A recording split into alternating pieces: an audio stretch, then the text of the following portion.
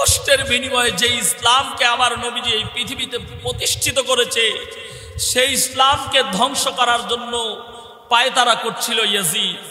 ইমামে আলী মাকাম ইমাম হুসাইন রাদিয়াল্লাহু তাআলা আনহুর স্মরণে আসলো, আমার নানাজির ইসলামকে এইভাবে ধ্বংস হতে দেওয়া যাবে না। আমার নানাজির ইসলামকে ইয়াজিদ দুর্বল করে ফেলেছে।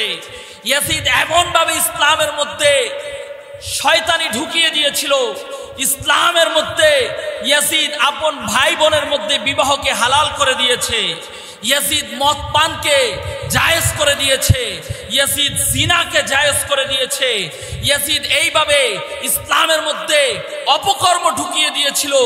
ইমামে আলী মাকাম ইমাম হুসাইন রাদিয়াল্লাহু তাআলা আনহু দেখছে ইসলাম ইয়াজিদের ষড়যন্ত্রের কাছে দুর্বল হয়ে পড়েছে। ইমামে আলী মাকাম দেখছে ইসলামকে বাঁচাতে হবে। ইসলাম চিৎকার করছে, কে আছো রক্ত দিবে, কে আছো রক্ত দিবে আমাকে টিকিয়ে রাখার জন্য এই পৃথিবীর জমিনে।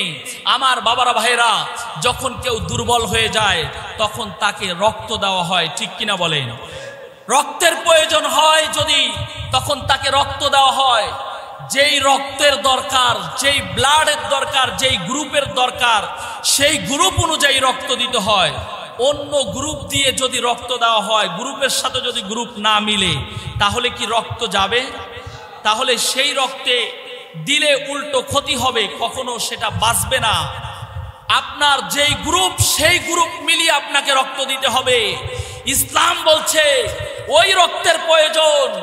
ইসলাম দুর্বল হয়ে পড়েছিল। ইসলাম বলছে যেই রক্ত আমার নবীজি তায়েফের ময়দানে প্রবাহিত করেছে, ইসলাম বলছে যেই রক্ত আমার নবীজি উহুদের ময়দানে প্রবাহিত করেছে, ইসলাম বলছে ওই রক্তের প্রয়োজন। কিন্তু সকল সাহাবায়ে কেরামদের সাহেবজাদারা তারা দাঁড়িয়ে বলছে রক্ত আমি দিব। হযরতে আব্দুর রহমান বিন আবু বকর, হযরতে আবু বকর রাদিয়াল্লাহু তাআলা আনহু সাহেবজাদা, তিনি দাঁড়িয়ে বলছেন আমি রক্ত দিব। কিন্তু ইসলাম বলছে নয় নয়। হযরতে আব্দুল্লাহ বিন ওমর, তিনি দাঁড়িয়ে বলছেন রক্ত আমি দিব। কিন্তু ইসলাম বলছে নয় নয়, ওই রক্তের প্রয়োজন যেই রক্ত আমার নবীজির শরীর মোবারকে রয়েছে।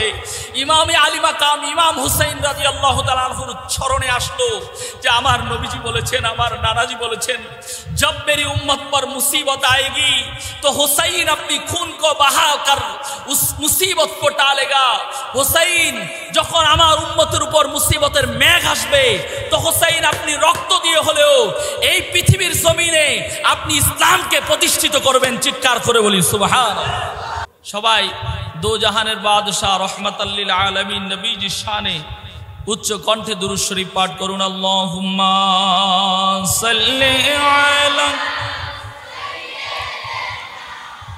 মাওলানা মুহাম্মদ ওয়া আলা আলি সাইয়্যিদিনা।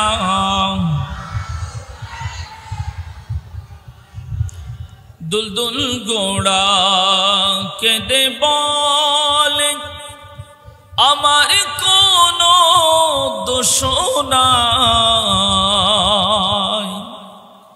ইমাম হোসেন শহীদ হইল কারবালাতে পানি নাই। আল্লাহুম্মা সাল্লি আলা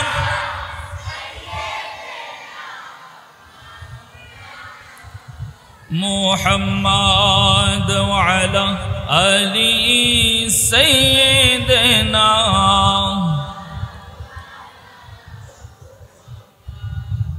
আজকে মুহররম মাসের ৯ তারিখ আমাদের থেকে বিদায় নিয়েছে। মাগরিবের পর থেকে 10ই মুহররমের রাত শুরু হয়েছে।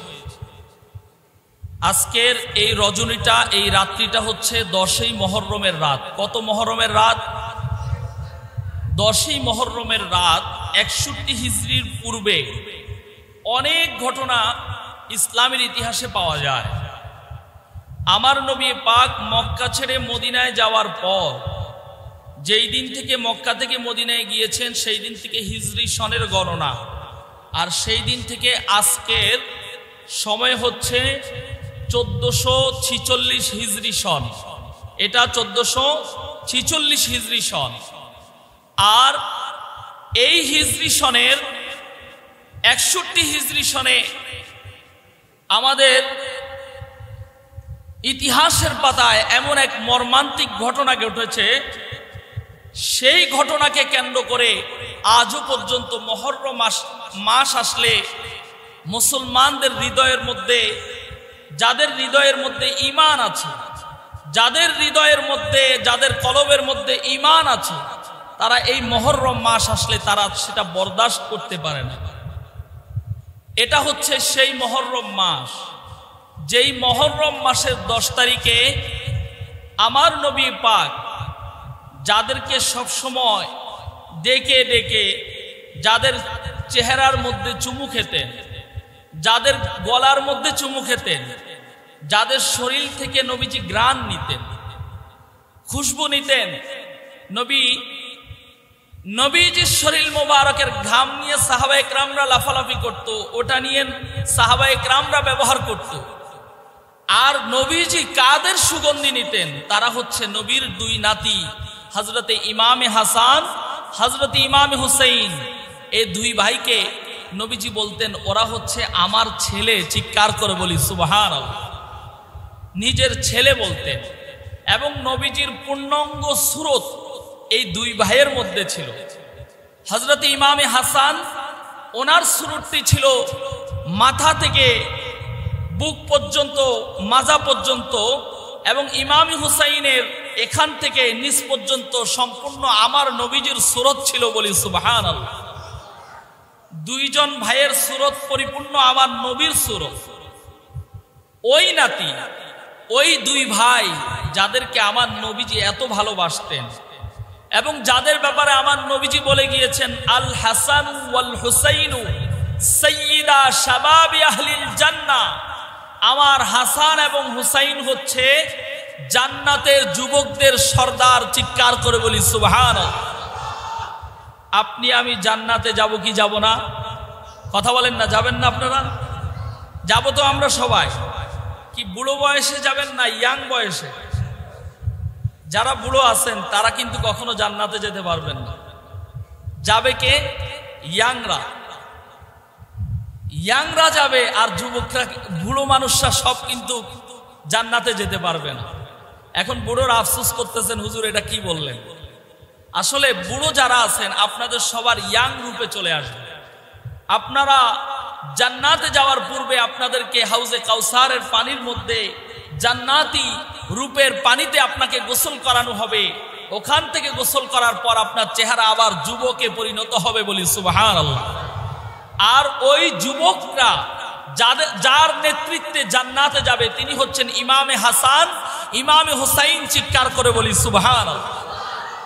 আরে আমি মোল্লা, আমি নয়, পৃথিবীর যত খতিব আছে, যত খতিব সাহেব আছে শুক্রবার জুমার নামাজ পড়ায়, সকল খতিব সাহেবরা নবীজির এই মিম্বারের মধ্যে শুক্রবার দাঁড়িয়ে এই খুতবাটি বলে, আল হাসান ওয়াল হুসাইন সাইয়্যিদা শাবাবি আহলিল জান্নাহ। ইমাম হাসান এবং ইমাম হুসাইন হচ্ছে জান্নাতের যুবকদের সর্দার বলি সুবহানাল্লাহ। আজকে ওই জান্নাতের যুবকদের সর্দারদের স্মরণে মাহফিল। কাদের স্মরণে? জান্নাতের যুবকদের সর্দারের স্মরণে। তাহলে ওনাদের মাহফিলে আসা সবার ভাগ্যে জুটে না। আপনার ভাগ্যে জুটেছে, আপনি আসতে পেরেছেন, এই জন্য শুকরিয়া আদায় করেন, পড়েন আলহামদুলিল্লাহ। মোহতারাম হাজিরিন, আমি শুধু 61 হিজরির ঘটনার বিষয়টা একটু টাচ করছি। 61 হিজরিতে যখন ইয়াজিদের জুলম, তাশাদ্দুদ, অত্যাচার, ইসলামের বিপক্ষে সব ধরনের ষড়যন্ত্র যখন শুরু হলো, কোন ইসলাম? যে ইসলামের জন্য আমার নবী পাক সাল্লাল্লাহু তাআলা আলাইহি ওয়াসাল্লাম নিজের তাজা রক্তকে বিলিয়ে দিয়েছেন, যে ইসলামের জন্য আমার নবীজি তাইফের ময়দানে দন্দন মোবারক শহীদ করেছেন, যে ইসলামের জন্য আমার নবীজিকে সেই কাফেরদের ছোট ছোট বাচ্চারা আমার নবীজির উপরে ইট পাটকেল মেরে আমার নবীজিকে রক্তাক্ত করে দিয়েছেন, যে ইসলামের জন্য আমার নবীজি নিজের মা বাবার পুরানা ভিটা মক্কাতুল মুকাররমার পবিত্র সরজমিন ছেড়ে মদিনাতুল মুনাওয়ারায় হিজরত করেছেন। যে ইসলামের জন্য আমার নবীজিকে দীর্ঘ 3টি বছর যাবত গৃহবন্দী করে রাখা হয়েছে, যে ইসলামের জন্য আমার নবীজির উপরে ওটের নাড়ি বুড়িকে উঠিয়ে দেওয়া হয়েছিল। আমার নবীজি যখন নামাজ পড়তেন, সেজদায় যেতেন, আমার নবীজির শরীর মোবারকের উপরে ওটের নাড়ি বুড়ি উঠিয়ে দেওয়া হতো। আমার নবীজিকে এত কষ্ট দিয়েছে যে ইসলামের জন্য, যে ইসলামের জন্য আমার নবীজির সবচেয়ে প্রিয় চাচা হযরতে আমির হামজা রাদিয়াল্লাহু তাআলা আনহু, যিনি সব সময় আমার নবীজির পিছনে ছায়া হয়ে থাকতেন, বলতেন, ও আমার ভাতিজা মুহাম্মদ, বলুন যদি আপনার জন্য আপনার এই চাচার নিজের জীবনকে কোরবানি দিতে হয়, আমি সেটা দিতে প্রস্তুত। হযরতে আমার নবী পাকের চাচা আমির হামজা রাদিয়াল্লাহু তাআলা আনহু যখন এই কথা বলেছেন, নবীজি বলেছেন, ও আমার চাচা যান, আপনার কাছে কিছুই চাই না, আপনার কাছে কিছুই চাই না। আমি চাই আমি যে ইসলাম ধর্ম নিয়ে এসেছি আপনি সেটাকে গ্রহণ করেন। হযরতে আমির হামজা সেই ইসলাম ধর্ম গ্রহণ করেছে। সব সময় আমার নবীজির পিছে পিছে ছায়া হয়ে থাকতেন। যখনই কোনো কাফেররা আমার নবীজিকে আঘাত করতে আসতেন, হযরতে আমির হামজা হুঙ্কার দিতেন, ওনার হুঙ্কার শুনে ওই কাফেররা পালিয়ে যেত। হযরতে আমির হামজা রাদিয়াল্লাহু তাআলা আনহু, যিনি আমার নবীকে এত ভালোবাসতেন, আমার নবীর পিছনে ছায়া হিসেবে ছিলেন, সেই আমির হামজা রাদিয়াল্লাহু তাআলা আনহুকে হিন্দা বুকের উপর বসে উহুদের ময়দানে সিনা ফাঁক করে ফেলেছিল, কলিজা টান দিয়ে বের করে ফেলেছিল, নাক কান জিহ্বা কেটে ফেলেছিল। হযরতে আমির হামজা রাদিয়াল্লাহু তাআলা আনহুর শরীর মোবারককে শত শত টুকরা করা হয়েছে। আবার নবীজি নিজে সেই চাচার লাশ মোবারক দেখেছে। এত কষ্টের বিনিময়ে যে ইসলামকে আমার নবীজি এই পৃথিবীতে প্রতিষ্ঠিত করেছে, সেই ইসলামকে ধ্বংস করার জন্য পায়তারা করছিল ইয়াজিদ। ইমামে আলী মাকাম ইমাম হুসাইন রাদিয়াল্লাহু তাআলা আনহুর স্মরণে আসলো, আমার নানাজির ইসলামকে এইভাবে ধ্বংস হতে দেওয়া যাবে না। আমার নানাজির ইসলামকে ইয়াজিদ দুর্বল করে ফেলেছে। ইয়াজিদ এমনভাবে ইসলামের মধ্যে শয়তানি ঢুকিয়ে দিয়েছিল, ইসলামের মধ্যে ইয়াজিদ আপন ভাই বোনের মধ্যে বিবাহকে হালাল করে দিয়েছে, ইয়াজিদ মদ পানকে জায়েজ করে দিয়েছে, ইয়াজিদ জিনাকে জায়েজ করে দিয়েছে। ইয়াজিদ এইভাবে ইসলামের মধ্যে অপকর্ম ঢুকিয়ে দিয়েছিল। ইমামে আলী মাকাম ইমাম হুসাইন রাদিয়াল্লাহু তাআলা আনহু দেখছে ইসলাম ইয়াজিদের ষড়যন্ত্রের কাছে দুর্বল হয়ে পড়েছে। ইমামে আলী মাকাম দেখছে ইসলামকে বাঁচাতে হবে। ইসলাম চিৎকার করছে, কে আছো রক্ত দিবে, কে আছো রক্ত দিবে আমাকে টিকিয়ে রাখার জন্য এই পৃথিবীর জমিনে। আমার বাবারা ভাইরা, যখন কেউ দুর্বল হয়ে যায় তখন তাকে রক্ত দেওয়া হয়, ঠিক কিনা বলেন? রক্তের প্রয়োজন হয় যদি, তখন তাকে রক্ত দেওয়া হয়। যেই রক্তের দরকার, যেই ব্লাডের দরকার, যেই গ্রুপের দরকার, সেই গ্রুপ অনুযায়ী রক্ত দিতে হয়। অন্য গ্রুপ দিয়ে যদি রক্ত দেওয়া হয়, গ্রুপের সাথে যদি গ্রুপ না মিলে, তাহলে কি রক্ত যাবে? তাহলে সেই রক্তে দিলে উল্টো ক্ষতি হবে, কখনো সেটা বাঁচবে না। আপনার যেই গ্রুপ, সেই গ্রুপ মিলিয়ে আপনাকে রক্ত দিতে হবে। ইসলাম বলছে ওই রক্তের প্রয়োজন। ইসলাম দুর্বল হয়ে পড়েছিল। ইসলাম বলছে যেই রক্ত আমার নবীজি তায়েফের ময়দানে প্রবাহিত করেছে, ইসলাম বলছে যেই রক্ত আমার নবীজি উহুদের ময়দানে প্রবাহিত করেছে, ইসলাম বলছে ওই রক্তের প্রয়োজন। কিন্তু সকল সাহাবায়ে কেরামদের সাহেবজাদারা তারা দাঁড়িয়ে বলছে রক্ত আমি দিব। হযরতে আব্দুর রহমান বিন আবু বকর, হযরতে আবু বকর রাদিয়াল্লাহু তাআলা আনহু সাহেবজাদা, তিনি দাঁড়িয়ে বলছেন আমি রক্ত দিব। কিন্তু ইসলাম বলছে নয় নয়। হযরতে আব্দুল্লাহ বিন ওমর, তিনি দাঁড়িয়ে বলছেন রক্ত আমি দিব। কিন্তু ইসলাম বলছে নয় নয়, ওই রক্তের প্রয়োজন যেই রক্ত আমার নবীজির শরীর মোবারকে রয়েছে। ইমামে আলী মাকাম ইমাম হুসাইন রাদিয়াল্লাহু তাআলা আনহুর স্মরণে আসলো যে আমার আমার নবীজি বলেছেন, আমার নানাজি বলেছেন, जब मेरी उम्मत पर मुसीबत आएगी तो हुसैन अपनी खून को बहाकर उस मुसीबत को टालेगा।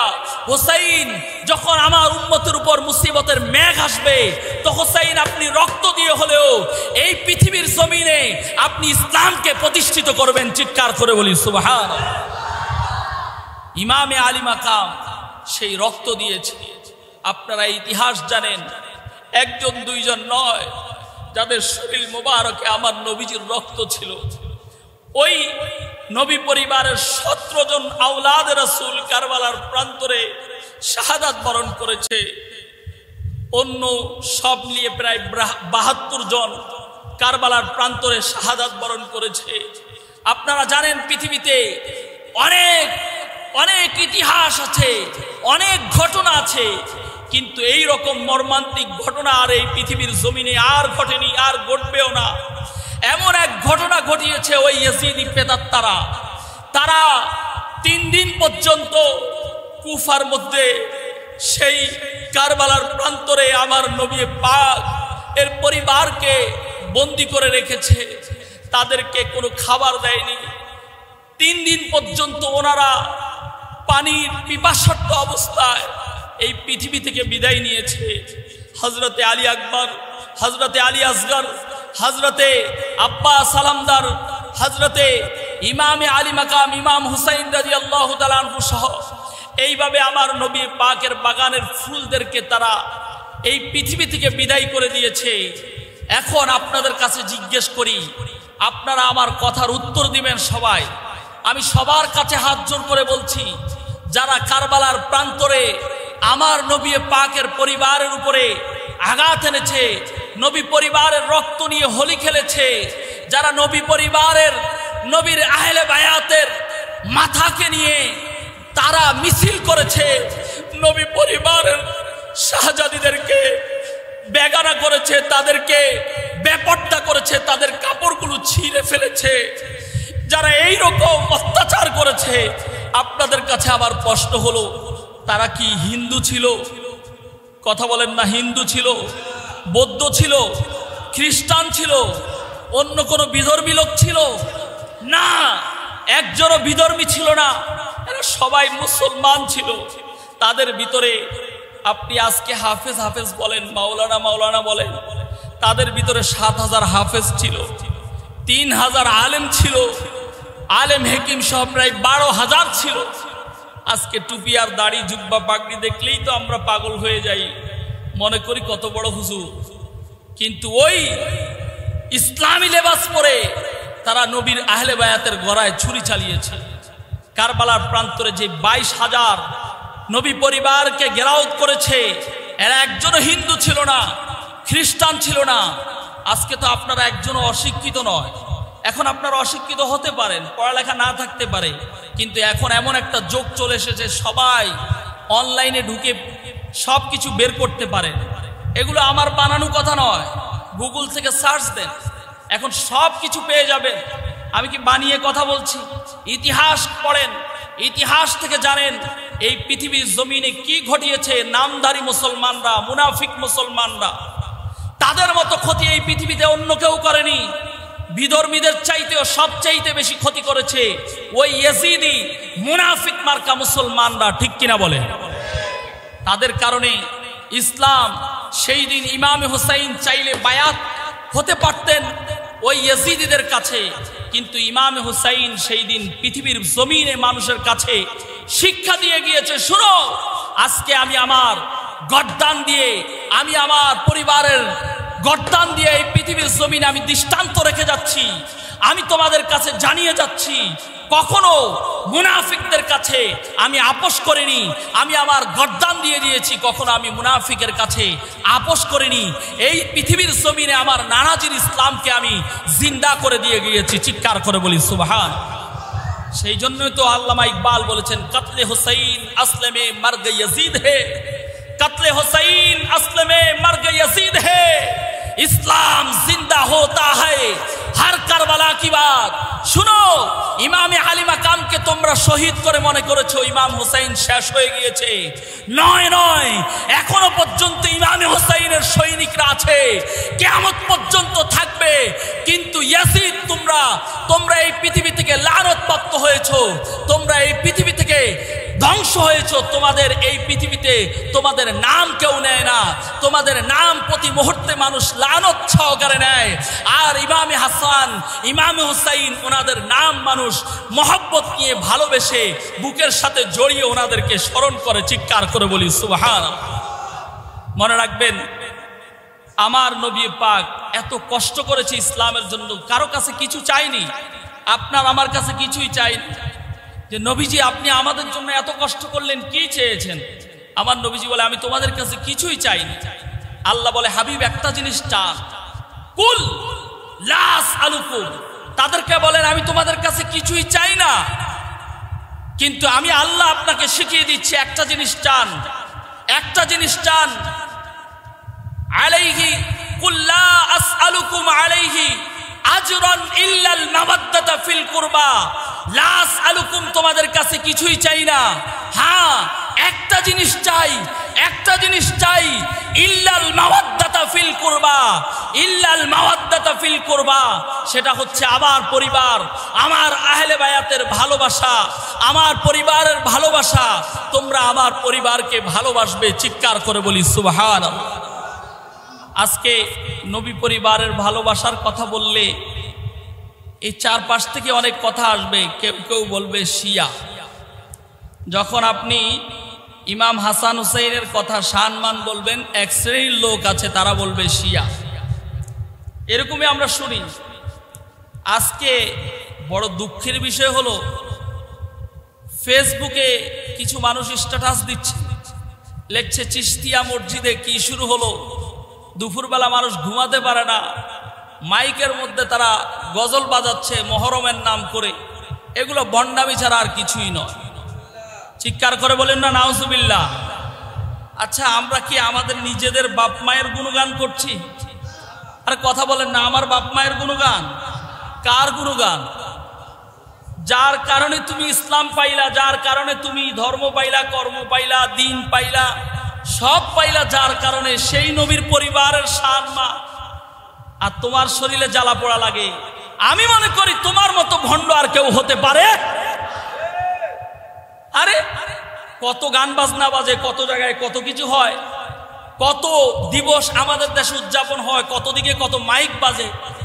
আর যদি নবী পরিবারের কথা হয়, আহলে বায়াতের কথা হয়, একটু মিলাদ কিয়াম হয়, দুরূদ শরীফ হয়, ওয়াজ নসিহত হয়, গজল হয়, তাহলে যাদের শরীরের মধ্যে চুলকায় বুঝতে পারি তোমার ভিতরে ইসলাম ঢুকে নেই, তুমি এখনো মুসলমান, পাক্কা পবিত্র মুসলমান হতে পারো নাই। মুসলমান হওয়ার এত সহজ নয়। মুসলমান খালি বললা, নামে খালি মুসলমান লাগাইলা, বললা আর মুসলমান হয়ে গেলা, এত সহজ?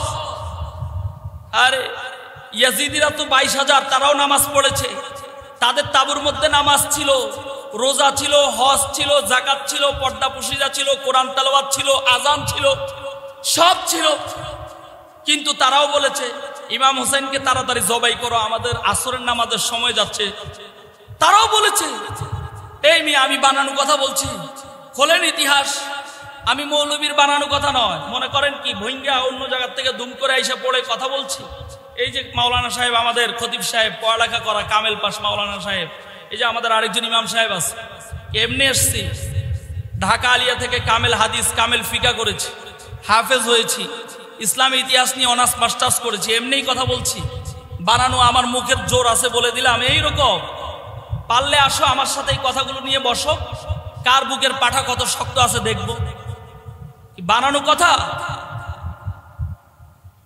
মনে করো যে চিশতিয়া বানায় কথা বললো, আমার আব্বারে ধরতে পারো মূর্খ, কিন্তু আমার সাথে আসো, বসো, দেখি কার বাপের কতটুকু সাহস আছে, কার কতটুকু ইলমের জোর আছে, আসো। খালি এই দিক সেদিক খালি কথা বলবা?